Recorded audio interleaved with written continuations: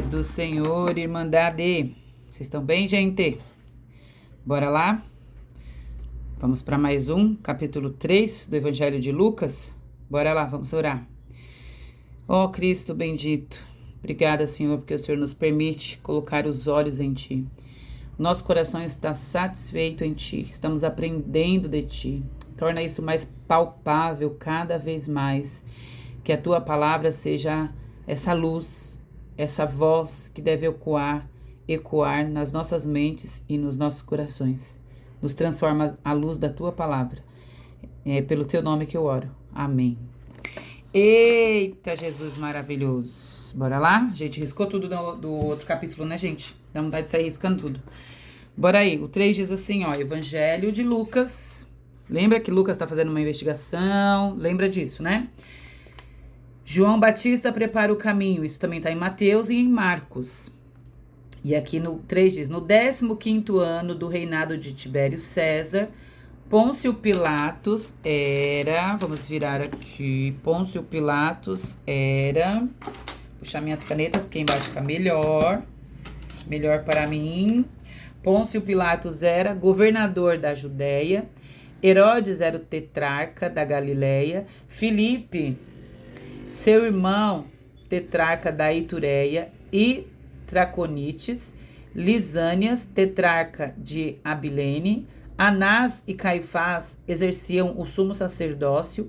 Foi nesse ano que veio a palavra de Deus a João. Olha só. Então ele tá falando assim, fulano era governador, o outro era prefeito, outro... É isso que tá falando aqui, quem tinha cargo do quê, né? E foi nesse ano que veio a palavra do Senhor a João, filho de Zacarias, que a gente viu lá, a história dele, a história do pai, da mãe, a mãe era estéril. A palavra dele veio no deserto. Ele percorreu toda a região próxima ao Jordão, pregando o batismo de arrependimento para o perdão dos pecados, como está escrito no livro das palavras do profeta Isaías. Aí tem essa profecia sobre ele, né? Então ele é o cumprimento da profecia que está no livro de Isaías. E essa profecia fala exatamente de João e diz assim, ó: voz do que clama no deserto, preparem o caminho, ó. Quem é que está preparando o caminho? João. Caminho de quem? Do Senhor Jesus. Aqui, ó, a profecia se cumprindo. Endireitem as veredas para ele, todo vale será aterrado, e todos os montes e colinas serão niveladas, as estradas tortuosas serão endireitadas, e os caminhos acidentados aplanados. Todas as pessoas, eu fico feliz, maravilhada quando eu vejo isso, porque é o evangelho que veio para todos. Todas as pessoas verão a salvação. Jesus é a salvação. Todas as pessoas verão a salvação. Então, João dizia às multidões. Então, a gente vê aqui, ó. As multidões iam lá para ser batizadas por ele. E ele dizia para as multidões. Ele era o cumprimento da profecia, conforme está aqui. E o que ele dizia? Uma parte aqui da pregação dele. Raça de víboras. Aí continua. Toda árvore que não der bom fruto será cortada, lançada no fogo. Aí ele falava, ó, perguntavam as multidões, João respondia, quem tem 2 túnicas, ó, dê uma a quem não tem nenhuma. Os publicanos também iam para ser batizados por ele. A gente já falou sobre os publicanos, aqueles dos impostos, sabe? Do dinheiro. Os soldados iam até ele e faziam perguntas, e dentre elas, né? E nós? O que devemos fazer? E ele respondeu: não pratiquem extorsão, nem acusem ninguém falsamente, e contentem-se com o seu salário. E o povo pensava que ele era o Cristo. Pensava que João era o Cristo. E aí João respondeu para todos eles, para esclarecer que ele não era o Cristo. Ele diz assim, ó: eu os batizo com água, mas virá aquele que é mais poderoso que eu. Aleluia! De quem não sou digno de desamarrar as correias das suas sandálias. Ele os batizará com, o que eu falei que Lucas introduz para nós? O Espírito Santo. Então, ele os batizará com o Espírito Santo e com fogo. Vem sobre nós, Cristo, e nos batiza. Aleluia. Tá escrito aqui, ó. E aí João anunciava aqui no 18 as boas novas ao povo, exortando-os. Tinha muita exortação, né? Essa chamada de atenção, de chamar eles para a realidade, né? Com muitas outras palavras. Então, esse era o evangelho de João. Aqui no início, quando ele começa falando, tá lá do outro lado, eu não vou virar. mas está lá falando sobre os líderes, né? Nós vemos que nessa coisa do ministério, quando foi dado o início do ministério de João Batista, também iniciou o ministério de Jesus, nós vamos ver aqui, mas pesquisando todos esses líderes, nós vemos que Jesus teria aqui mais ou menos os seus 30 anos, é o início do seu ministério. Então, nessa narrativa histórica de Lucas, ele traz a história, ele traz essa coisa de governo, né, de quem estava no lugar. A gente pode ver aqui que aqui na Terra, onde a gente vive, tudo parecia exatamente em ordem, né? Tudo no seu lugar. Fulano era governador, fulano era secretário, Beltrano era prefeito, coisas assim como acontecem nos nossos dias de hoje. E aí na parte B, no finalzinho do versículo 2, sabe a parte B? É quando é o finalzinho do versículo, né? Do meio pra frente, que a gente já conversou sobre isso, né? Então na parte B aqui, ó, do 2, João, lá, aí ele fala assim, ó, nesse ano que a palavra de Deus foi dada a ele, aí tá aqui, ó, tá vendo? No finalzinho, ó, foi esse que veio a palavra de Deus a João, filho de Zacarias, no deserto. Então, aleluia, foi isso aí que Deus deu pra ele neste ano, no ano que tava tudo isso. No 3, ele pregou o quê, Diana? Vocês falam pra mim. Aí vem aqui, ó, a partir do 3 aqui é a profecia, né? É pregando o batismo de arrependimento e perdão dos pecados. Então, o que ele pregava era esse batismo de arrependimento. Era um batismo, o batismo estava vinculado a isso, não só uma declaração pública de fé, mas mudança de vida mesmo, sabe? Arrependimento, mudança total, metanoia mesmo, mudança de mente. No 4 tem a profecia se cumprindo nele, em Jesus, né? Nós temos a profecia, então tá aqui, ó, ele fala do profeta Isaías, tá muito bonito isso, tá igualzinho lá. Do 7 ao 14, aí a gente tem aqui a pregação dele, até o finalzinho aqui, né? Nós temos a pregação de João. Tem um pedacinho da pregação que nos mostra que as multidões, elas saíam para ser batizadas por João Batista. Mas olha a pregação dele, gente, que pregação atraente, né? No versículo 7, raça de víboras. No 9, toda árvore que não der bom fruto será cortado. No 11, olha aqui, quem tem 2 túnicas de vida. No 14, a gente viu aqui que os soldados, aqui em cima, ele também fez, os soldados faziam pergunta e ele exortava para que eles não ficassem com falsidade, né, com enganos, né, e era isso que João Batista pregava. Gente, nós vemos aqui na narrativa do 1 e do 2, como eu já falei lá, do governo estabelecido. A gente vê aqui, ó, do governo estabelecido. E bem aqui, vocês estão vendo onde está aqui, ó, com a minha canetinha aqui?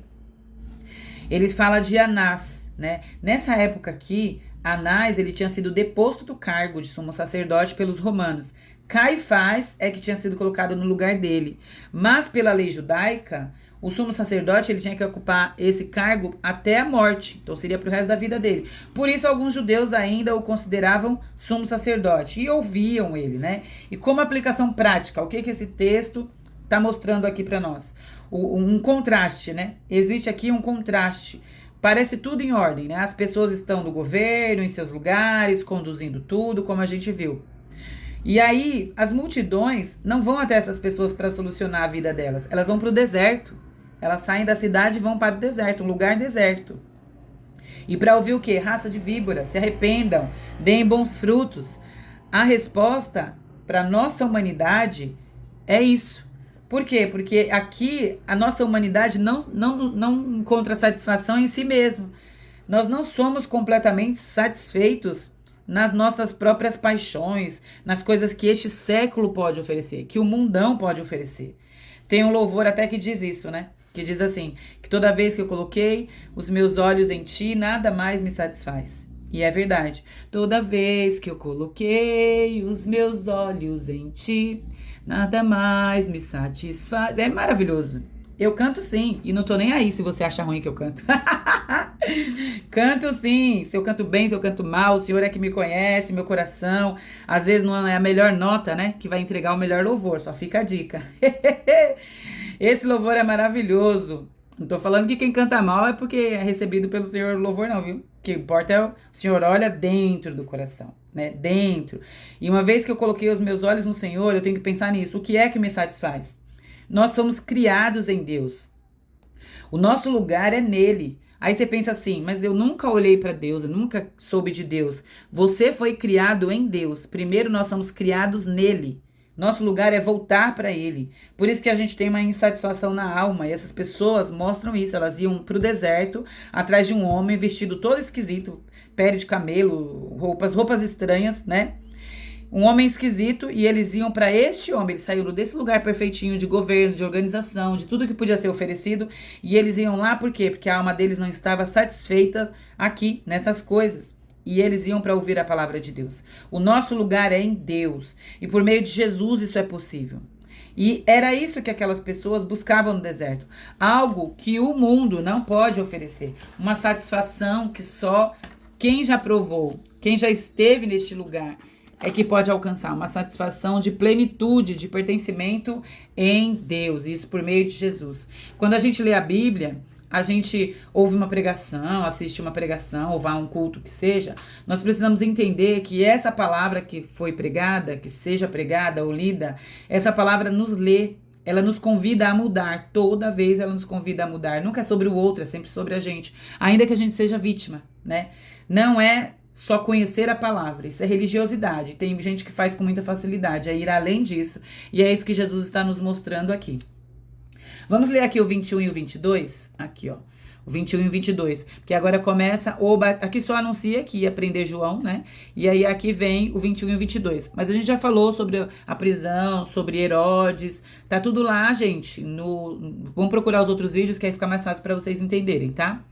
Aqui no 21, diz assim, ó. Quando todo o povo estava sentado é bom, né? Sendo batizado, Jesus também o foi. Então, aqui é o batismo de Jesus, ó. Jesus também o foi. Então, Jesus foi batizado. Enquanto ele estava orando, na hora do batismo ali, oh, aleluia, o céu se abriu. Dá pra ver aí, gente? Vocês têm que ver isso aqui que eu tô vendo, meu Deus. O céu se abriu e o Espírito Santo desceu sobre ele em forma corpórea como pomba. Lucas retrata isso de um jeito tão bonito, né? Então, veio do céu uma voz. Quem vocês acham que tá falando aqui, Irmandade? Quem? E a voz disse o quê? Você é meu filho amado, em quem tenho prazer. Coisa mais linda do céu. Jesus foi batizado por João.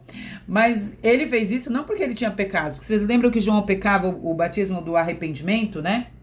Do perdão de pecados? Isso aqui ele fez para combater a religiosidade. Jesus estava combatendo a religiosidade. Lembra que eu falei que parecia que tudo estava no seu lugar? Mas não se trata do cumprimento de regras, né? Jesus se identificava conosco. E o que acontece aqui é um momento fenomenal. A Trindade está representada aqui. O Pai, o Filho e o Espírito Santo. O Pai é a voz, né? Essa coisa de a voz que saiu do céu, algumas tradições judaicas acreditavam que há muito tempo Deus não se comunicava mais por meio de profetas. Isso aconteceu porque a última vez foi lá em Malaquias. Então teve um silêncio muito grande, né? E aí a comunicação, eles imaginavam e entendiam as tradições que era dessa forma, uma voz que vinha do céu. Então aqui está confirmando, né, que Jesus é o Filho de Deus. É a voz do Todo-Poderoso trazendo a identidade do Filho dele, que é Jesus. E Lucas diz isso para nós, né? Ele traz o Espírito Santo aqui de forma corpórea, como uma pomba. Isso é tão bonito, né? Glória ao Todo-Poderoso. É maravilhoso. Aqui no 27, gente, começa aqui já a genealogia. E daqui em diante ele fala assim, ó. Jesus tinha cerca de 30 anos de idade quando começou o seu ministério. Ele era considerado filho de José, considerado filho de José, aí começa toda a genealogia. Aí aqui eu só destaquei Davi, né? E Abraão, e até a última que ele vem e cita aqui o quê? Aí ele fala filho de Adão, filho de Deus, né? Davi, Abraão e Deus. Por quê? Porque essa genealogia aqui mostra que Lucas, ele é um excelente historiador, né? Lucas, ele fez pesquisa mesmo. Porque ele não define a data exata aqui, ó. Ele fala que tinha cerca de 30 anos, tá vendo? Ele não diz a data exata, ele fez uma pesquisa e ele não conseguiu chegar no número apurado, ele diz quase 30 ou perto de 30. Então aí ele começa a genealogia. Genealogia, gente, é um negócio que é temido. Tem gente que começa a ler a Bíblia e para na genealogia. Gente, a gente vê aqui o céu manifesta a glória dele em Jesus, demonstrando que Jesus é o Filho de Deus. Aleluia, Jesus é o Filho de Deus. E aí ele vem e fala, ó, considerado o filho de José. Então ele está dizendo isso de novo, Jesus é o Filho de Deus, porque ele era considerado o filho de José. E aí, diferente da genealogia de Mateus, aqui Mateus, ele vai, em Mateus, na verdade, ele vai só até Abraão, igual a gente viu aqui, né? Mateus para quando vem aqui nessa, dá para chegar até Abraão, Mateus. Então ele mostra até Abraão, né? Só que ele quer dizer o que com isso? Ele quer dizer que Jesus é descendente do primeiro hebreu e que Jesus tinha descendência também ali na linhagem de Davi. E aqui a gente vê que ele vai até Adão, tá vendo aqui Adão, para mostrar a humanidade de Cristo, ou seja, ele era sim um ser humano, e muito se fala, né, de Cristo como dessa humanidade de Cristo, como novo Adão até, mas isso para mostrar a plenitude humana de Cristo, enquanto ele também era Deus, porque vem aqui e diz Filho de Deus. Olha, Deus se fez gente por amor a nós. Essa genealogia, ela vem mostrar que como aconteceu lá no batismo, nos revela o Filho. Filho de quem? De Deus. E a genealogia está mostrando a mesma coisa. Ela retrocede até revelar exatamente como o Filho de Deus. Jesus como o Filho de Deus. Como no princípio, né? Esse capítulo traz essa revelação. Então que possamos colocar Jesus no lugar dele, que é o lugar de Filho perfeito de Deus. Né? Nossos corações têm que revelar isso, a nossa vida tem que revelar isso, e que nossos atos gerem bons frutos, e frutos de arrependimento e de perdão pela misericórdia do Todo-Poderoso. Aleluia.